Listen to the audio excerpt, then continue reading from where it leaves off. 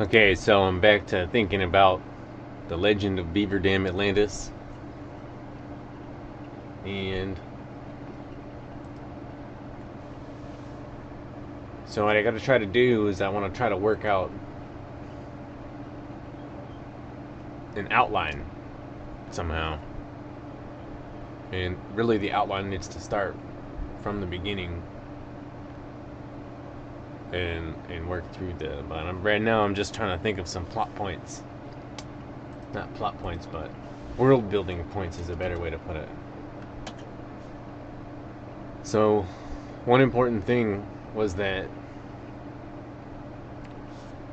um, when Atlantis was destroyed, um,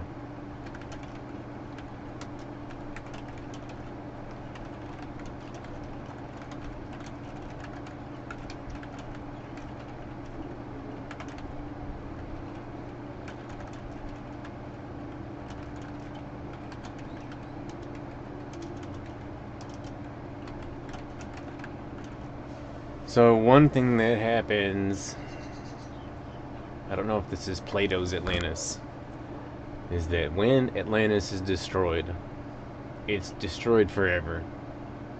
It's totally wiped out, never to be um, seen again. But some Atlanteans escape and resettle in Egypt and bring their knowledge to Egypt. And one thing about Egypt and the Egyptian era, the age of the Egyptians, is that they farmed in the floodlands of the Nile. And then every year during inundation, they would leave their homes and move to inundation camps, which is what led to the construction of the pyramids. So the reason the Egyptians built the pyramids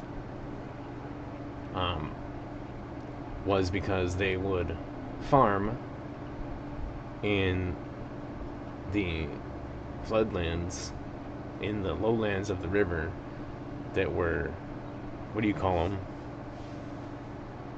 Flood plains. They would farm the floodplains of the Nile during the dry season. Floodplain is a bottomlands area, land adjacent to a river, yeah, so it's called a floodplain. And they would, every year when the floodplain was going to flood, they would pack up all of their harvest, all of their goods, all of their house and life, all of their animals, and they would take everything to an inundation camp. So inundation camps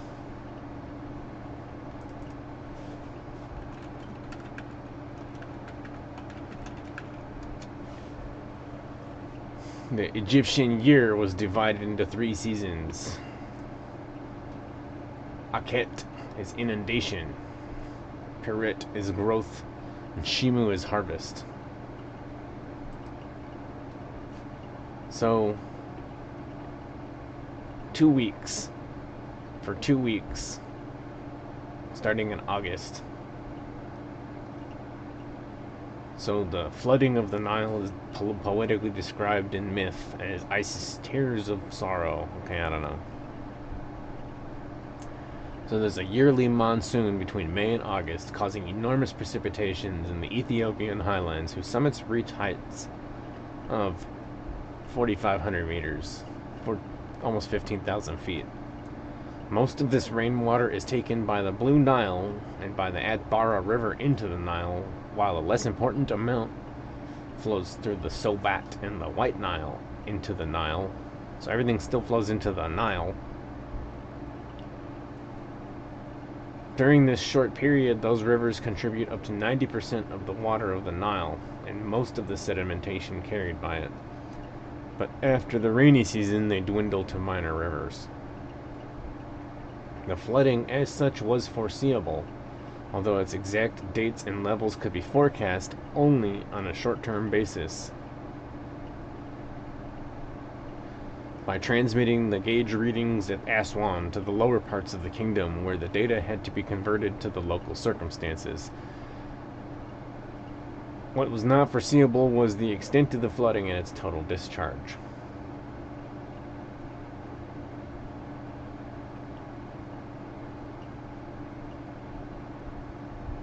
So,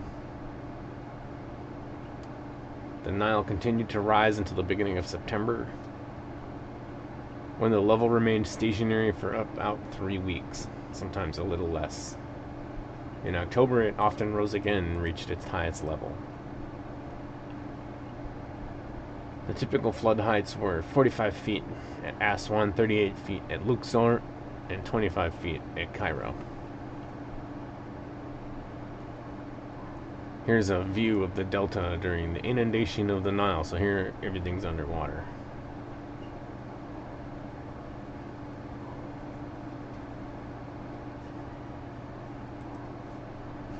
So everything would be flooded.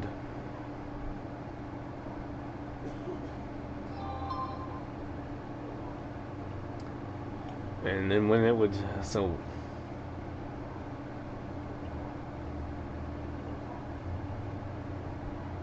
they were, so the Egyptians, whilst the earliest Egyptians simply labored those areas which were inundated by the floods, some 7,000 years ago, they started to develop the basin irrigation method. Agricultural land was divided into large fields surrounded by dams and dikes and equipped with intake and exit canals. The basins were flooded and then closed for about 45 days to saturate the soil with moisture and allow the silt to deposit. Then the water was discharged to the lower fields or back into the Nile. Immediately thereafter, sowing started and harvesting followed some 3 or 4 months later. In the dry season thereafter, farming was not possible. Thus, all crops had to fit into this tight scheme of irrigation and timing. In the case of a small flood, the upper basins could not be filled with water, which would mean famine. If the flood was too large, it would damage villages, dikes, and canals. The basin irrigation method did not exact too much of the soils, and their fertility was sustained by the annual silt deposit. Salinization did not occur, since in summer the groundwater level was well below the surface, and any salinity which might have accrued was washed away by the next flood. It is estimated that by this method in ancient Egypt, some 2 million up to a maximum of 12 million inhabitants could be nourished. Okay, so the Egyptians had this infrastructure. I don't really know about this. I'm learning about this too, but they would flood. They would build beaver dam analogs and dikes to control that flood and use it to specifically fertilize and irrigate. So the legend of Atlantis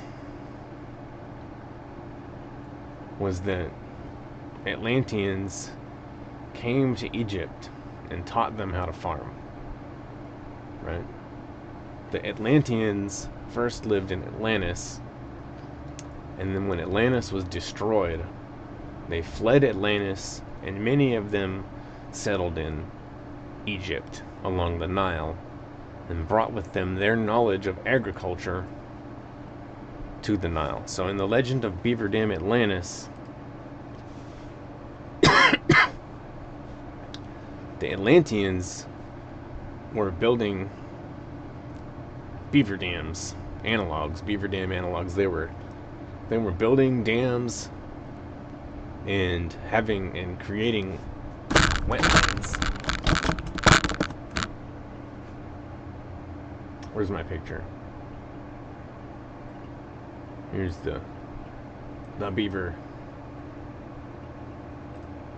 from AI generated. Okay, so Beaver Dam, Atlantis. Now, so they would build these Beaver Dam analogs all around this river valley, and it would be flooded. But they would be able to control where the water was and was not. I mean, you can't just have only water everywhere. So you would be able to have a cycle where for a while this would be the reservoir, but then that makes fertility. And so then you can drain that wetland and you could actually rebuild your dam nearby and then move your wetland, right? So then you first, this is the land that's not wet, and you could be planting land plants on there and doing agriculture with plants or cultivation or however it is. It doesn't have to be high-tech farming, but and then here's your water, right? And then later you can drain this one, build another dam system, and then fill this one, and then you can do a cycle. So one problem with farming is, back in the day, they don't have modern performance fertilizers. And fertilizers is a conversation to have because it's a conspiracy. No, it's not really, but what you get is you get all these farmers and all these companies, and they say nitrogen fixing fertilizers, nitrogen fertilizers. And there's like this bunch of people who are, oh, it's the nitrogen, it's the nitrogen, it's the nitrogen. And that's true. But what they don't put in the advertising is how much, like they don't, if you go looking up fertilizer, you gotta look harder. And in part it would be because they're charging more for the fertilizer. And in another part you would be talking about people don't want things in their food. It's unhealthy. But the growth boosters in fertilizer, like what they do in fertilizers, so what plants do is they catch sunlight and then they use that in photosynthesis to create their own, to store energy, and then they use that energy to grow. And it's a hydrocarbon, carbohydrate process. It's a carbohydrate process a lot, but it's a hydrocarbon process. So they say, well, we fix the nitrogen in the fertilizer, and then the plants do the photosynthesis and they catch the sunlight, and that's how they grow. And that is not even part of the story. Like, that's only, and the true story is that in the fertilizer they put plant food. The plants don't even need sunlight to get the total amount of energy that it takes to grow. But plants do need sunlight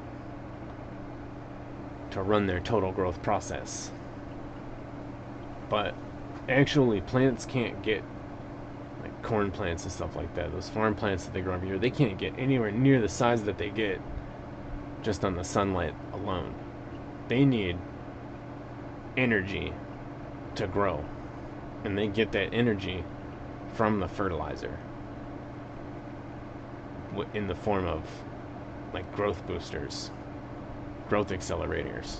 And growth accelerators is like just the food, just the energy, but instead of producing it through photosynthesis, they soak it straight in through the roots, and it goes right into the plant's metabolism to grow more plant.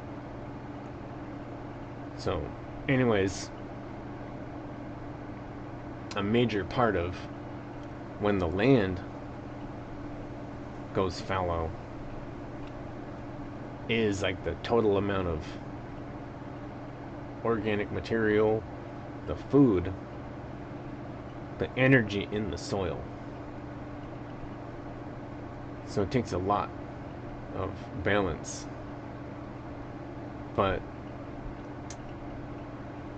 the nitrogen in the fertilizer is just one of the things that does take like the longest for the soil to recover, because like nitrogen fixing bacteria only works at a rate. So, but in the ancient world, you know, the soil would be important to what you could grow, and it would be a horticulture mission to have a balance of all these different plants, and you would need to have a rich soil of energy that you could put your farm plants in there, and then they would be able to use photosynthesis. They would take a lot from the soil as well, in the form of I soak it up and use it for metabolism, the energy of carbohydrates and stuff like that. So farming didn't work that well all the way back in the day before fertilizer, not because of the nitrogen. That would be part of the story, but they couldn't even get to the amount of use of the soil to where nitrogen was their whole problem. It was the amount of organic material in the soil, just for the energy aspect of it, just for the total amount of carbohydrates in the soil. I mean, it'd be complicated, but you would just take all of the organic material out of the soil by farming, like rapid growing plants and stuff like that. Food plants are in part food plants because they grow so fast. And in a natural cycle, they would grow super fast, maybe, and then they wouldn't be able to grow there for that long. I mean, they would grow there, and they would take over, and they would win, and then they would run out of food in the soil, and then they would die. So, like in a grassland, if you had like one of these super rapid growing plants, like a corn or something like that, it's not going to stay in one place. I'm talking out of my ass right now, but the plants, you know, trees stay in one place for a long time. A tree grows and it stays that one tree, but then when that tree dies, if it's not in a forest, that same tree might not grow again. Grasses move more quickly, so you have a grass that grows in one place, and then after a little while that grass might die, and another grass will grow there, and then it'll die, and then something else will grow there, and then it'll die, but now the other grass can grow there again, because now the soil is going to support it again, like a cycle like that. Okay, so inundation brings all this fresh silt, and it does more of that kind of cycle. You know, it ain't about the nitrogen, right? It's just that when you're fertilizing for the energy already, so farmers fertilize for the energy, for the total organic biomass that's available for the plant to eat the same way that we eat food, for metabolism. The plant soaks up the ground and uses it for metabolism. But if you're really good at farming and you can really use that soil up, you can put fertilizer down, but there's an important part of the fertilization process that you need to add to keep up with our modern rates of land consumption. And so then everyone talks about the nitrogen, because that's like a tech ingredient that is like an icing on top. But fertilization, only the nitrogen is only a small part. And really, the fertilization is that the amount of energy in the soil in the form of like you can eat it to get energy in the form of like carbohydrates, hydrocarbons that the plant can straight up eat like burgers to grow instead of having to photosynthesize to produce all of their energy. Not every plant gets all of the energy of their metabolism through photosynthesis. And food plants are a case where they grow way too fast to get all of the energy that goes into their metabolism from photosynthesis. It just doesn't work that way.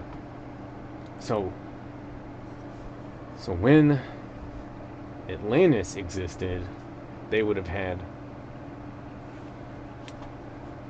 beaver dam analogs that they would use to irrigate but refertilize areas so that they could farm repeatedly. Over the course of years, they would be able to reuse the same soils and then drain wetlands and refill wetlands and rotate wetlands from one place to another. Kind of like the rice paddies in China, you know? Basically like.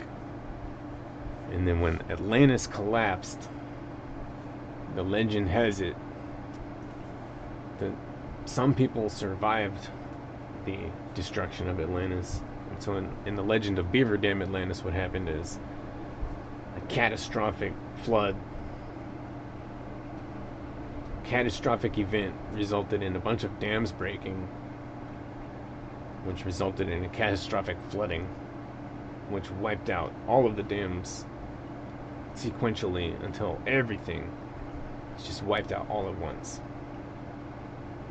So they were so dependent on all of these dams holding back all this water that once one failed, and that would wash out all the dams below it, and then that would result in more water until pretty soon there's just so much water nothing is gonna.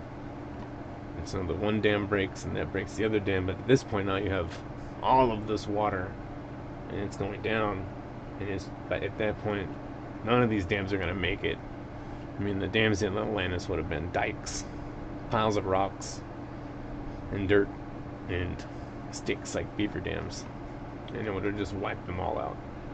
Everybody would have died at once. Not very many people would have been left. It would have been impossible for them to go back to their lifestyle. And some of them would have fled to Egypt and brought with them their knowledge of how to rotate this water. And an important part of the legend of Beaver Dam Atlantis is that people would have known that it was really good and effective what they did, but it resulted in a cataclysm because they were holding so much water above their heads, basically. And so when they brought their knowledge to Egypt, this is part of the story now. This is the moral of the story. The moral of the legend of Atlantis is that if you build that which you cannot maintain, and it is something that if you do not maintain it, it will destroy everything, then you build that you will destroy everything, for sure. So part of the knowledge that the Atlanteans brought to Egypt was to not build that which that if they could not maintain it would kill everyone. And so they would have limited after that their irrigation cycle to the floodplains that they could manage. Catastrophic flooding wasn't going to wipe out the civilization because it would just be a little bit higher in the river, but it would still just be the river. The river's going there anyways. It's always going there. They can repair that damage. The water's not all up here and gonna wash out across them. if something happens. So the moral of the legend of Beaver Dam Atlantis, and why the legend of Beaver Dam Atlantis, why the legend of Atlantis was a fable for 10,000 years, resulting in Plato recounting this fable that 10,000 years ago people kept telling this same story over and over again to their children. We got this tale, you gotta hear it. Why does anybody care? And the tale is that you don't, there's something that's better, but if it's not stable, you can't build it, you can't have it. So in Egypt, people would have probably been like, why don't we just dam up all this water over here, and it'll turn this whole area into arable land, and then we can farm all of that, and there can be all these more people, and then we could just keep doing that and build dams everywhere and save the water. Why do we have to let all the water go to the ocean? We could dam up the water and just have the whole thing flow down this huge network and maintain it. And they would say, no, let me tell you the legend of Atlantis. And here they did that, and everybody died. And not only that, if you go there today, there's nothing. There's not even a river. It's barren. There's not even a river. There's nothing. It's totally a desert. And it's because that's what they did. And when it washed out everything. All of the mud, all of the fertility, all of the people, all of the plants and animals, all washed out to the sea. Gone forever. Stripped to nothing but barren dust. Now there's no rain. There's nothing. If you go there today, you will find nothing. And that's because that's what they did. And so we don't do anything like that. We don't do that. And that's the moral of the story. And that's why it was passed down for so many generations until Plato recounted it. Alright. That's my story, and I'm sticking to it.